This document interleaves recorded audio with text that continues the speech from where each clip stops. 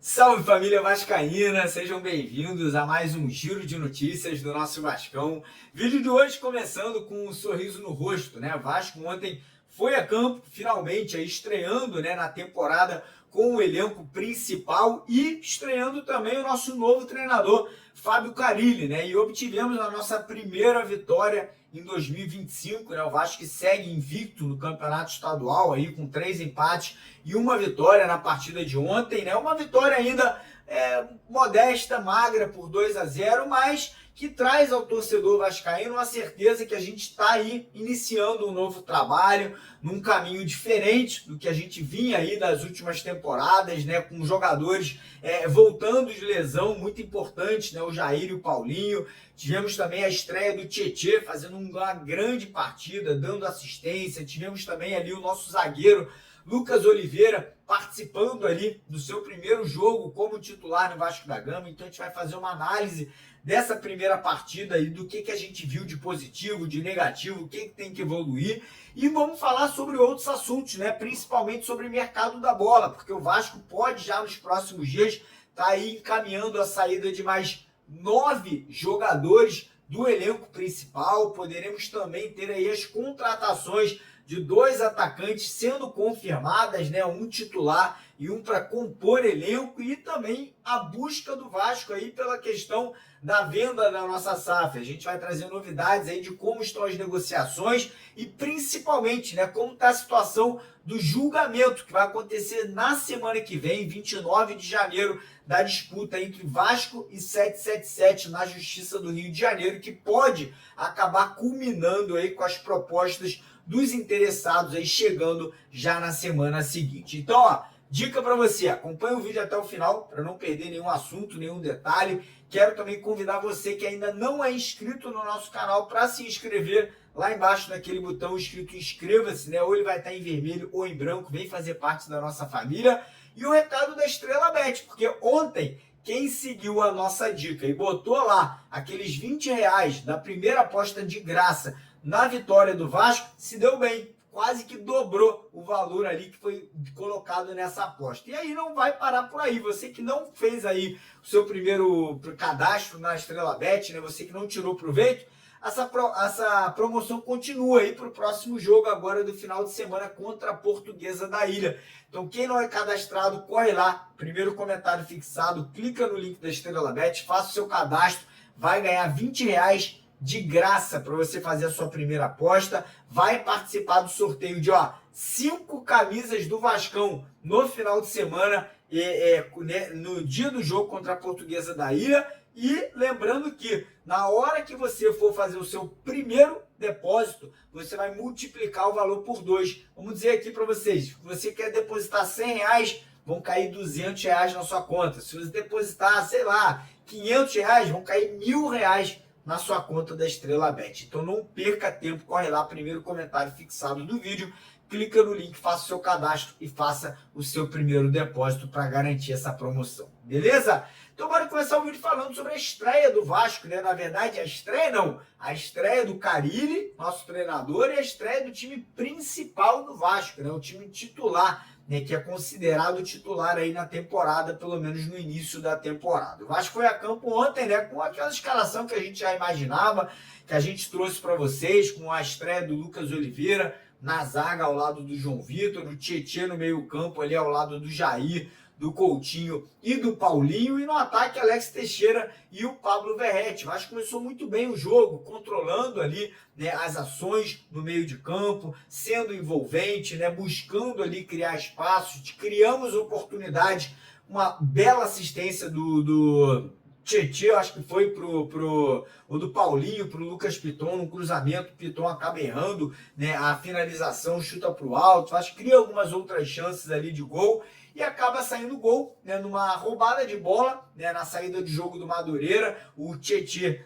pega ali e faz uma assistência linda para o Paulinho, que finaliza, e o Vasco faz 1-0. Depois, o Madureira acaba se acertando ali na marcação, começa a ganhar ali espaço no meio de campo, o Vasco consegue controlar ali, não sofre muito, né? Mas também não oferece tanto perigo ali para o nosso adversário. No segundo tempo, o Carille decide manter a mesma equipe do primeiro tempo, né? O Vasco continua não conseguindo ali crescer na partida, e aí, a partir do momento que o Vasco faz as alterações, né? Entra com o Payet, entra com o Maxime Domingues ali também no setor de meio de campo e com o Matheus Carvalho, o Vasco volta a tomar as rédeas da partida, o Vasco volta a ser mais criativo, o Vasco volta a puxar contra-ataques, principalmente com o suíço, né, o Maxime, e o Payet entra com muita vontade, né? O Payet entra querendo mostrar o seu potencial, mostrar ali que tem condições de brigar pela titularidade, e o Vasco começa a criar chances e acaba ali no finalzinho do jogo, né, com uma bela roubada de bola, enfiada de bola do Payet para o Maxime.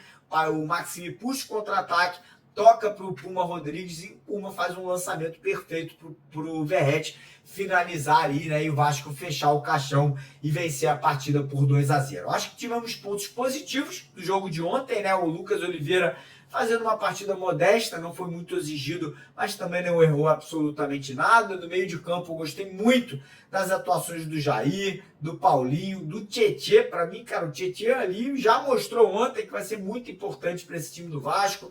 O Coutinho ainda deixando um pouquinho a desejar, né? Principalmente na parte física. O Coutinho buscou o jogo, tentou ali, né, algumas jogadas de efeito, algumas enfiadas de bola, mas ainda falta ritmo, né? Ainda vai precisar mais tempo em campo para poder se readaptar ao futebol brasileiro. E ali no setor de ataque, o Alex Teixeira, acho que não dá para exigir muito dele, acho que ele fez ali o que a gente já imagina do Alex Teixeira, se movimentou, atraiu marcação, mas eu acho que é isso, não dá para a gente esperar muito mais do Teixeira, não é um jogador que vai ser titular, acho que está buscando, né, uma peça de reposição, até duas peças de reposição justamente para a vaga do Alex Teixeira. E aí a gente chega no Verratti, fez o gol da vitória, né, do 2-0, mas eu acho que o Verratti ontem ele acabou não sendo beneficiado pelo esquema de jogo do Vasco.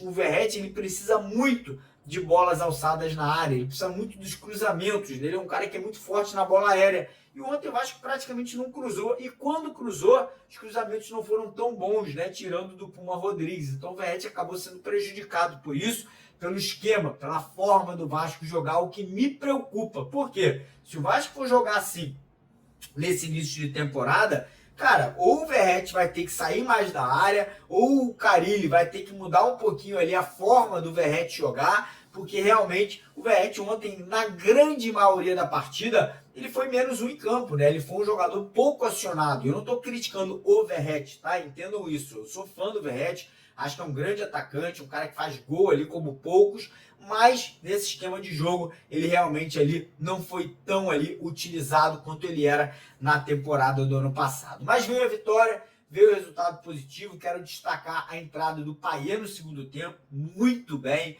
buscando o jogo, mostrando que está afim, mostrando que quer ficar até o final do ano. Vou ser criticado aqui agora, mas gostei da entrada do Maxime, um cara ali que, porra, é veloz, busca ali puxada de contra-ataque. Em apenas 15 minutos em campo, ele fez 3 desarmes super importantes ali no setor de meio de campo e no setor defensivo. Ele foi o responsável pela puxada de contra-ataque ali do gol do Pablo Verratti. Acho que é um cara útil, não estou falando que é para ser titular, não estou falando que ele é craque, mas estou gostando. Acho que é um jogador que me traz alguma semelhança ali com características do Gabriel Peck, na forma que ele carrega a bola, puxado de contra-ataque. Ainda não vimos muitas finalizações do suíço, mas pelo que a gente apurou, é um cara que também sabe finalizar bem em gol. Então acho que vai ser um cara que, bem utilizado, pode ser importante na temporada. E gostei da entrada do Pumita também, né, cara? O Pumita aí, na parte ofensiva, é um cara que pode agregar bastante também aí nessa temporada. Então 2-0, Vasco pula de 3 para 6 pontos, chega à 5ª colocação. Próximo jogo é contra a Portuguesa da Ilha, que é o 4º colocado com 6 pontos também, né, empatado com o Vasco ali em pontuação. Vasco podendo ultrapassar a Portuguesa e também o Nova Iguaçu. Se o Nova Iguaçu empatar ou perder a sua partida, o Vasco pula ele para a 3ª colocação com 9 pontos no próximo jogo. E depois o Vasco pega o Maricá, que é o líder do campeonato, vem fazendo um estadual aí até agora incrível, né? Com 3 vitórias e um empate, então a gente vai ter que ficar de olho aí, porque os próximos 2 jogos podem ser aí muito importantes para o Vasco aí seguir crescendo dentro do campeonato estadual. E aí, a gente vai entrar agora no assunto, né, mercado da bola, porque ontem a gente teve a informação que o Vasco, principalmente o Carille, teria feito um pedido ali para a comissão ali, né, de futebol do Vasco, Marcelo Santana, o Felipe Maestro, o Pedrinho, para enxugar o elenco. O Carille não está se sentindo confortável com a quantidade de jogadores hoje que fazem parte do plantel ali profissional do Vasco. Então o Vasco já estuda aí negociar jogadores que talvez pudessem até ser utilizados, caso do Esforza, do Capasso, do Jean Davi, e meninos da base.